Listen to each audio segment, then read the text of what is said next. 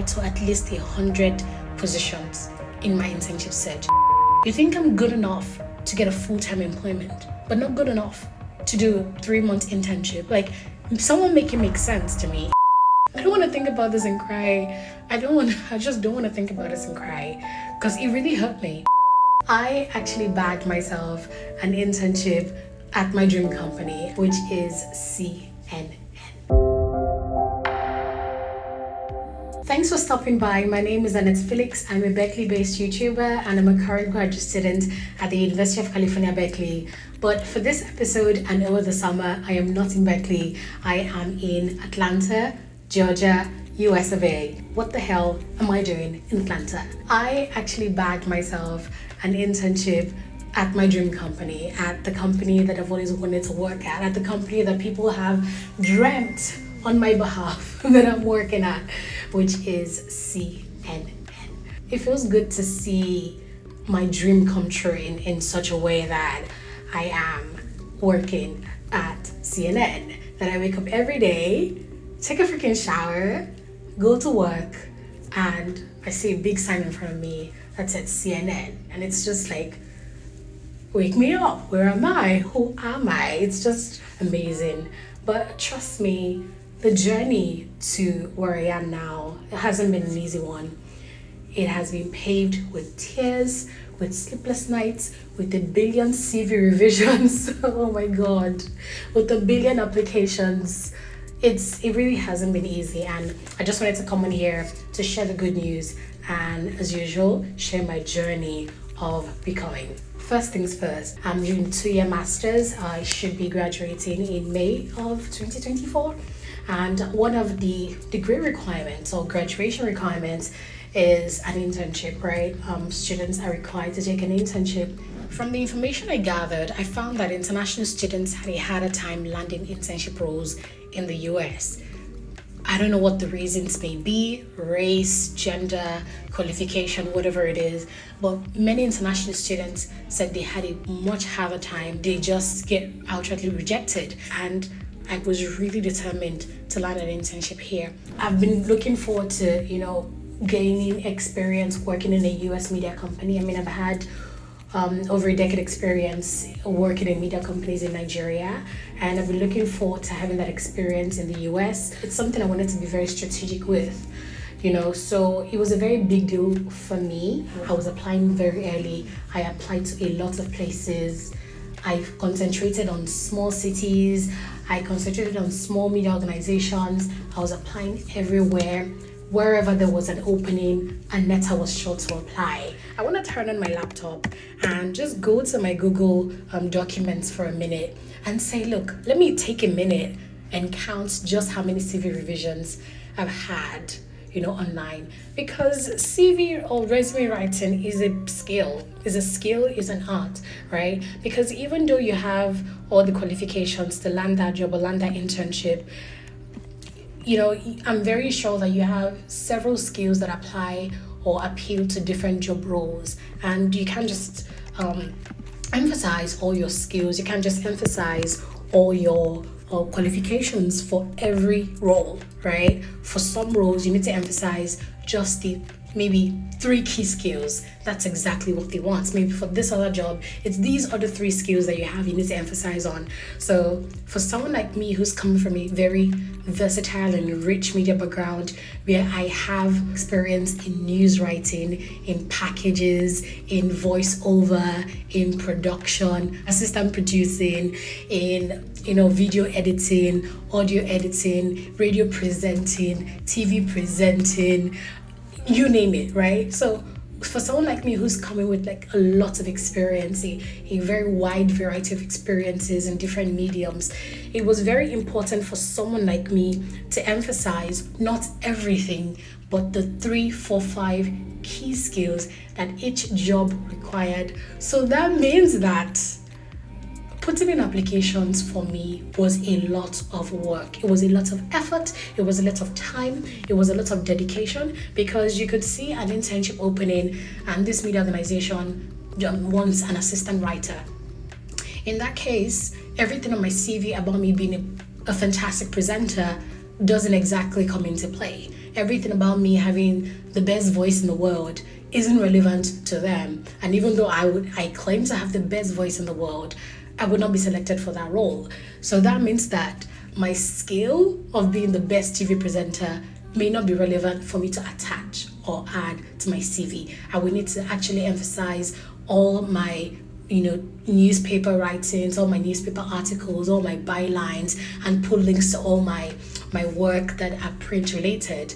If I was applying for a TV role, it wouldn't make sense for me to now begin to attach all my clips from newspapers. It would make more sense for me to tailor my CV, to tailor my resume to a TV presenting role, and then attach just my clips of me reading the news or me doing reports. So you can see just how much work it will take and how much work it took for me customizing my CV to every single role, every single vacancy. It was a lot of work, my brothers and sisters in the Lord. Just looking through and seeing just how many copies of my resume that I have, emphasizing different skills, emphasizing different qualifications, emphasizing different certifications, emphasizing just different parts of me, and that drained me. I will be up all night applying to places, crossing my fingers, hoping and praying I got called back for interviews, and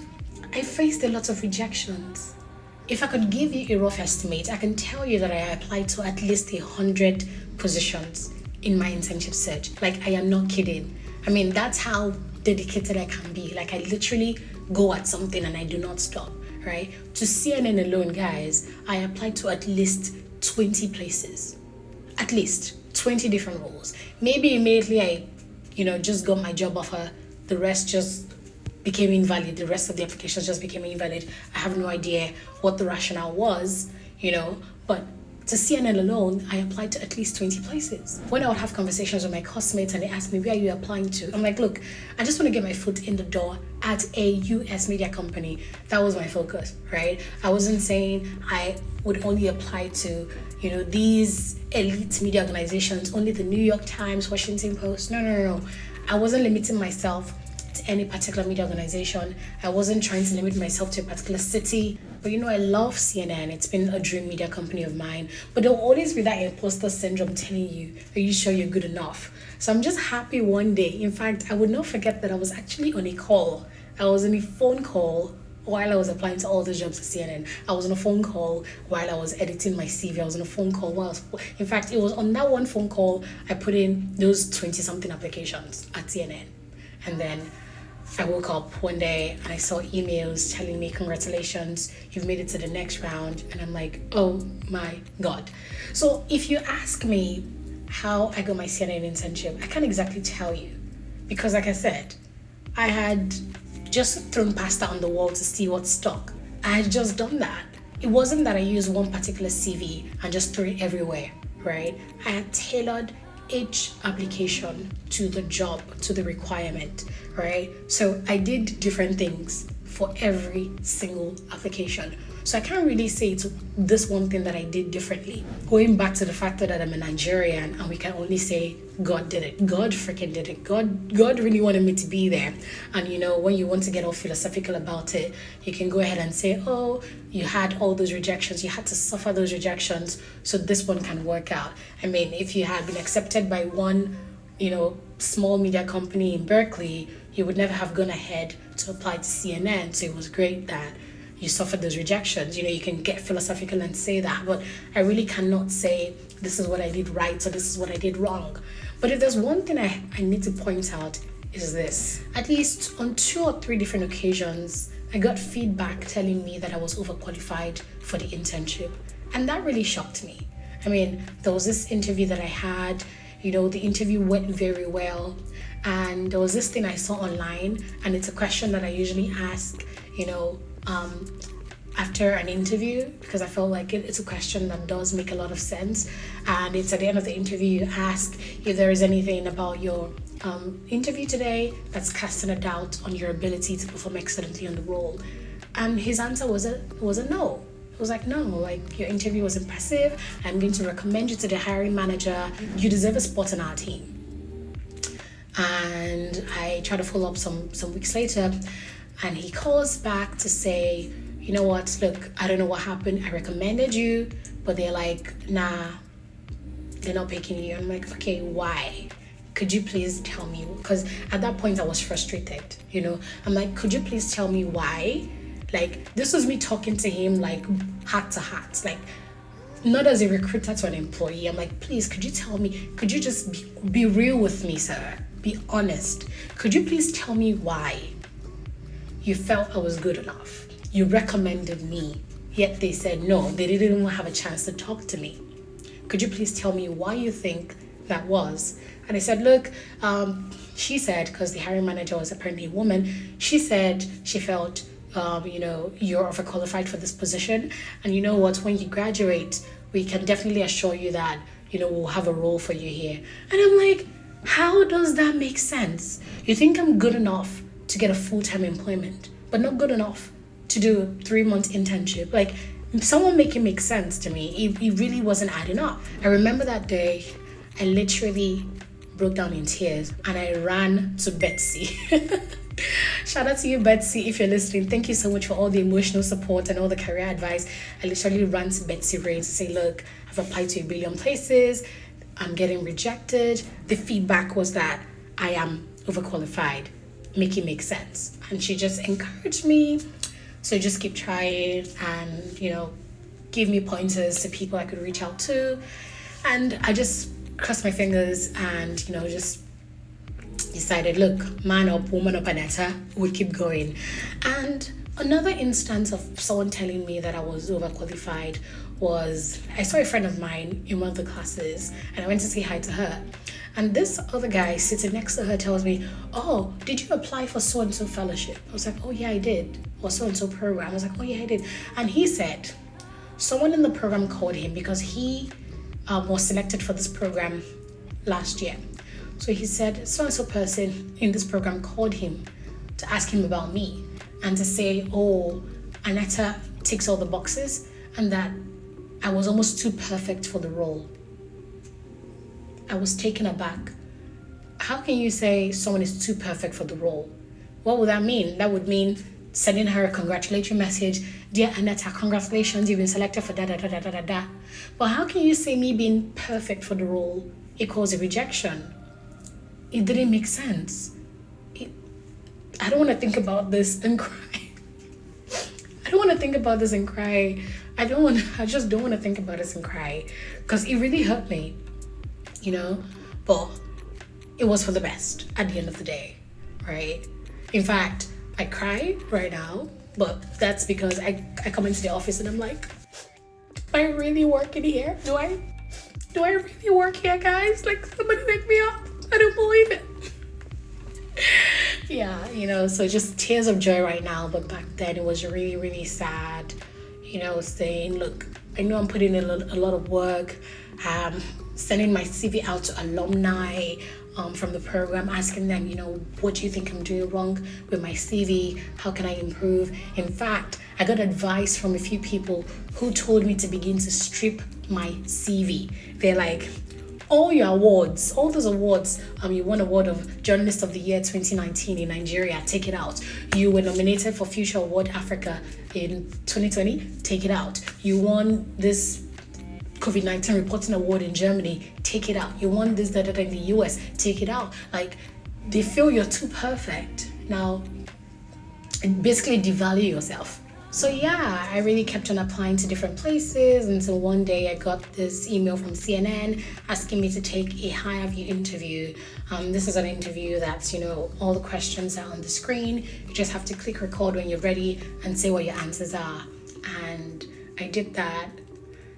And shortly after, I got a mail from my current boss inviting me to an interview via Zoom. I had this interview with my current boss.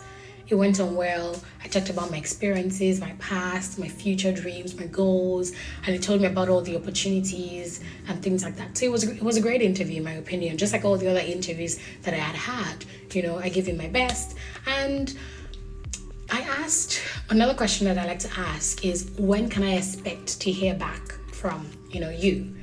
And he said, well, he still has a couple of interviews to do, so hopefully by next week or so they should be getting back to us. So I was like, okay, it's fine. It was a Friday, I believe it was a Friday. I was like, okay, I can wait till next week, no rush.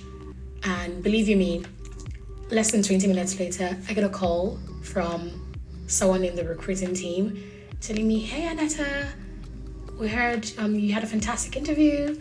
We would like to offer you the internship position. And I was like, what?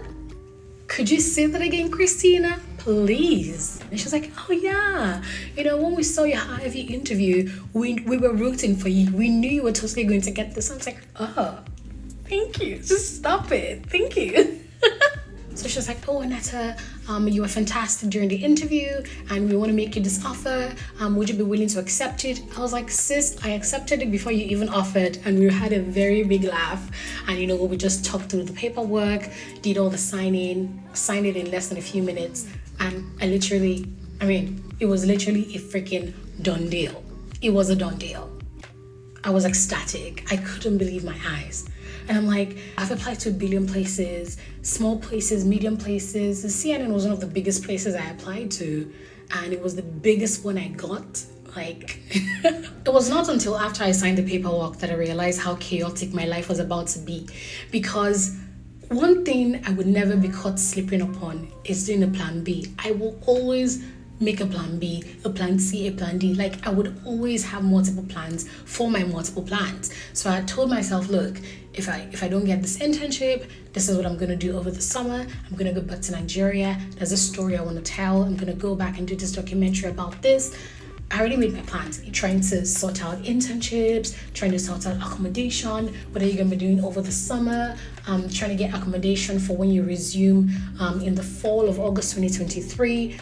And at the same time, at that time when I was applying to internships, looking for a house in Atlanta, applying for jobs, sorting out my summer plans, my travel to Nigeria, looking for cheap flight tickets, I was also still working on my final documentary for my last semester.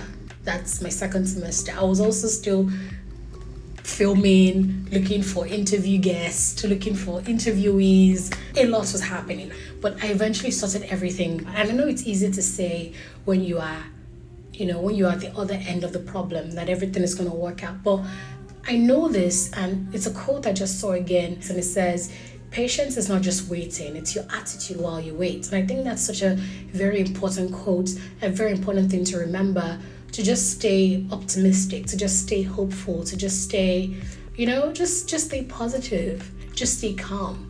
And look, I'm not saying these things to you guys. I'm saying these things to me. I want to come back to this video, watch it again in future when I'm stuck, and get motivated. Patience is your attitude while you wait. Just chill, Aneta. Just breathe. Just freaking breathe. It's all going to work out. It's all going to work out. And it's been amazing here at CNN. In my very first week here, it was a lot of training. And I really enjoyed it because I love to learn. Learning is such a beautiful, humbling experience. And it's been amazing being here. And in my very first week of starting my internship, I wrote my very first video for CNN. It was read on the news multiple times. In my second week of being here, I wrote my very first package. A package is, if you're not familiar with these terms about the news and the media, a package is like, for instance, when you're listening to the news and you hear a news anchor say, our correspondent reports, and then they play a piece where you can see pictures and sound, and you can hear the voice of an anchor. You're not seeing them, but you're hearing them, and then you hear the sound of somebody being interviewed and things like that. So that whole piece you watch as a package. So I basically wrote a package for CNN. I produced it and it aired several times. And the next week I wrote 2 more packages, and one of them was voiced by one of my media idols, Zane Asher. I'm like, oh my God, how sick is it that I freaking wrote a package for CNN, voiced by Zane Asher, and amazing other CNN anchors. I've been doing these for decades. It's just been an amazing learning journey so far. I can't wait to learn more, explore more, do more things that I never knew and thought that I could do, and just emerge from summer with a whole new person, with more badass skills, more badass experiences, and just beautiful memories to remember. And at this point, I think I'll be wrapping it up.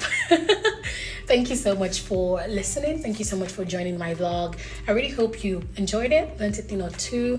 Expect a CNN studio tour. And in case you didn't know, I have 2 offices, right? CNN is moving offices. The main CNN building, of course, we're still using that. The transition wouldn't happen fully until maybe the end of the year. But then we have another campus, a new CNN Techwood campus. So I'll be filming 2 CNN studio tours. So expect that. I'll be filming a house tour, expect that as well. And a few of my experiences here in Atlanta. Thank you very much again for watching. The name is Aneta Felix. If you haven't subscribed to my channel, please do so. So that's it for today. It's a wrap. Thank you so much for watching. And till next time, bye for now.